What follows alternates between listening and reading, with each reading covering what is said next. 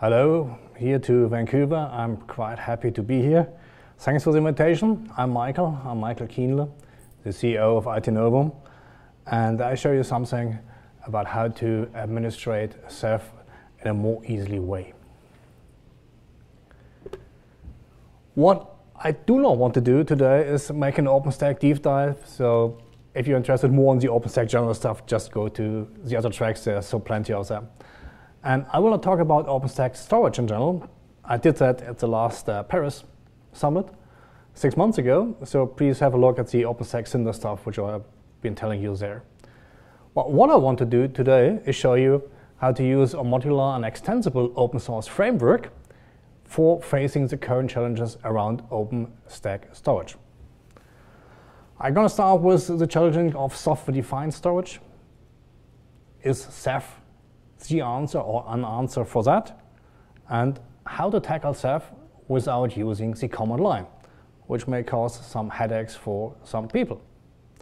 Just a few words about IT Novum. You probably might not know us. What we're doing is basically helping customers in setting up and running data centers with 100% open source. So that means, if you look at this slide, a lot of the backend processes in the data center, starting from discovery, configuration management, monitoring, service management, ITIL processes, user self-service, can be done with open source today. Yeah, you might come across that SAP is here mentioned. Of course, SAP is not open source, but you know, when customers requesting a lot of projects, they usually want SAP to be integrated because, for example, one uses SAP for billing, or they have all the assets in SAP, you need to integrate that. So we can basically build a data center completely 100% on open source. But that's not the topic for today. The topic for today is how to build the software-defined storage for OpenStack with a specific focus on how to administrate Ceph in that case. So you see the left point here. The challenges of storage for OpenStack.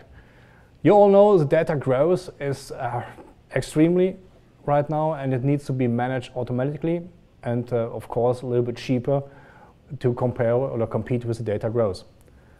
And even with OpenStack, there are quite some tools, but there are not so many tools which really helps an administrator to set up and run this very easily. So what you need is, of course, the appropriate tool set for that, to still use certain vanilla commodity hardware and save money, but let it run easily.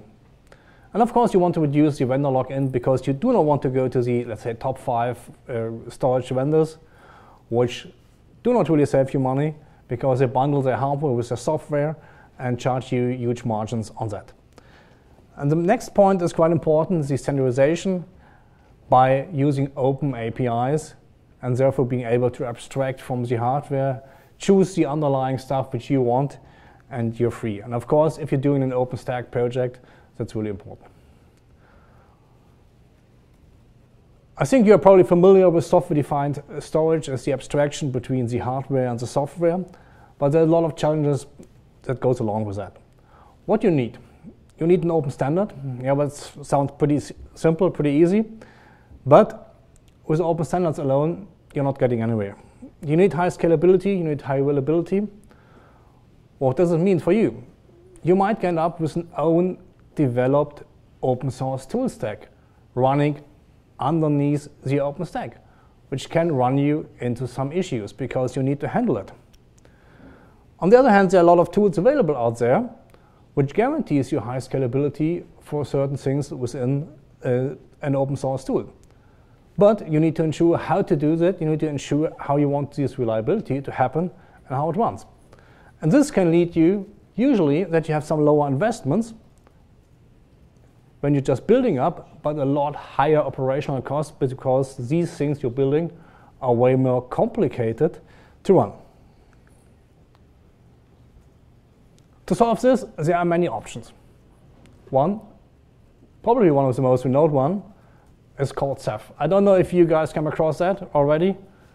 Hopefully some of you are smiling, that's good. So Ceph can be all you need, nearly. Those who are familiar with Ceph, perhaps you come across some of the issues here. You know, Ceph is extremely complex when you try to configure it. There are very, very many configuration switches, there are interdependencies, and there are a lot of command line options. And this can lead that you make a lot of foolish things. You can crash your whole cluster. You can make a lot of data to be transported between the data center when you do some changes to the crash map and the replication, which are not working. There are some performance issues which you might have. And of course, there's no native support for unified storage right now. And that's quite okay if you just use Ceph for OpenStack. But if you use the storage, not only for OpenStack, but also for other purposes, like providing some Ceph or ZFS file servers, you need some extra devices to do that, and therefore some extra complexity. There are no consistent snapshots within Ceph available right now, and you know, some legacy applications still need them. But the most important thing, and that's one of the focus for today, is that there are no really templates, there is no wizards, and how to set up a Ceph cluster without all the hassle. Yeah, some of you might come across a tool which is called Calamari, which is a graphical user interface. Yeah, it's pretty colorful, it looks quite nice, but unfortunately it's view only. So you can have a look at that to see the status of your cluster, but you cannot do any configuration. You still refer to the command line for doing that. And as I've already told you, it's quite complicated, and therefore a lot of people run into issues and really crash their cluster. So what have you learned? Ceph and also Calamari will not solve all the problems you might have when setting up an OpenStack on top of a Ceph instance. What about your unified storage needs? What about your versatility you need for running a complete OpenStack and the other things you have usually in your data center? You need an intuitive and scalable management graphical user interface, which is currently not there. And new problems come in addition as well.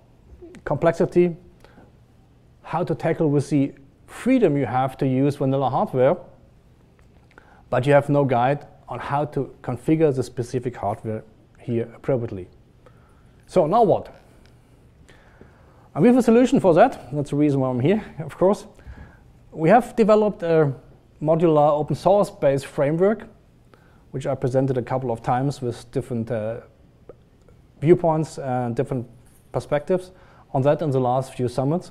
So what we did, we built a framework based on a lot of existing open source tools like some DRBD, Pacemaker, CoreSync, ZFS, and a lot of other things which are available there, which are out there, which are existing, which are well proved and practice that they're working. We combined a lot of these tools, built it into a framework, provided an open API. On top of that, a common API across all the tools, and built a graphical user interface on top of that. So this is basically a unified storage which consists 100% on top of open source. At the last summit, I showed you how to use that framework to implement a Cinder driver which supports the OpenStack. And now I'm talking a little bit how we can use that framework in making Ceph a little bit better. Here are some of the features which you usually have when just using the complete framework, but let me skip through that. So what we can do right now by using that, we can manage Ceph with our openATTIC GUI, because there's a lot of things which you need to do for Ceph, which you need to do anyway for all other unified storage systems, and it's already there, but you have to pick it. So automatically, wizard, mouse click away, a package installation for rapid deployment using Puppet or Foreman automatically on bare metal or whatever you choose. You have a dashboard to see the cluster status, the overview. You have a management of the cluster server hardware. You can add nodes, you can remove nodes, you can place devices, all the stuff you need.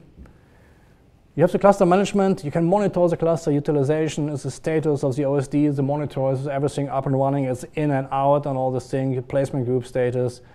You have a visualized crash map. You can look at the physical layout tree and a lot of wizards. And I give you some idea on how this looks like, because sometimes a few pictures say more than a few thousand words. So this is basically one of the dashboards, and you can simply click on your Ceph, and you want to build a new Ceph node, and you see all the things which are needed there. You see some monitoring on the volume, on the utilization, on the performance. Very handy here. And you see, for example, here some guide on how to set up replication rules. You see for that you want to have a maximum of 4 replicas in your Ceph cluster, and you said do it, and then in the back end everything is set up accordingly. And here, for example, you see the visualization of the physical setup tree of your cross map. So basically, as a summary, you see by using existing stuff which is already there, if you look around open source storage, you can combine these things and come up very easily with a tool which can be used not only for unified storage, it can be used as well for managing Ceph a little bit more easy. Yeah, sometimes you can come across a situation where you still, honestly, need to get deep diving through the command lines. If you just think about performance tuning and all this really tricky issue, we are not at that stage now that everything is working automatically perfect. Yeah, but I think in a good way. Look at that. It's an open source thing. Get in contact with us. We are looking for partners. We're looking for support here, and hope this was quite of interest. If you have any questions, I will be around here for a couple of hours. Just let me know. Thanks a lot, and see you soon. Enjoy Vancouver.